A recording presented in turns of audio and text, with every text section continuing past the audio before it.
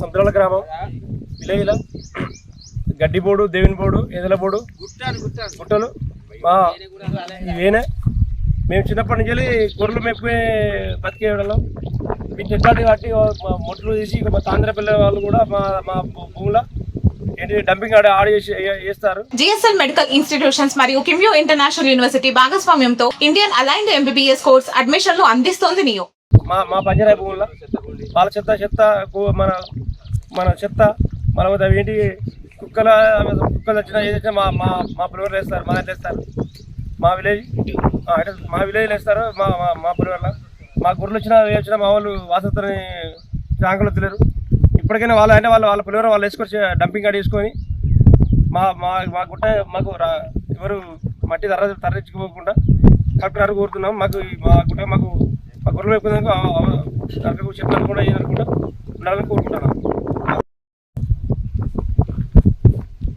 జనగామ జిల్లాలోని స్టేషన్ గన్పూర్ మండలంలో సముద్రాల గ్రామానికి కొంత పంచరాయి భూమి మా వందల సంవత్సరాల నుంచి మా గొల్ల కుర్మ సంఘం తరపున మేపుకొని జీవనాన్ని కొనసాగించేవారు.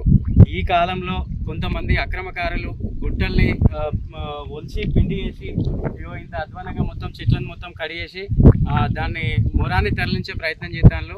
ఈ రోజున అక్రమంగా తరలిస్తాను.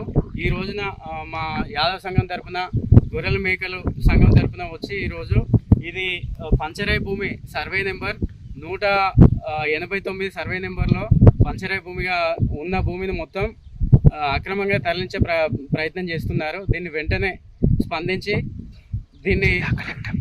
జిల్లా కలెక్టర్ గారు వెంటనే స్పందించి దీన్ని అడ్డుకొని గొర్రెల మేకల సంఘానికి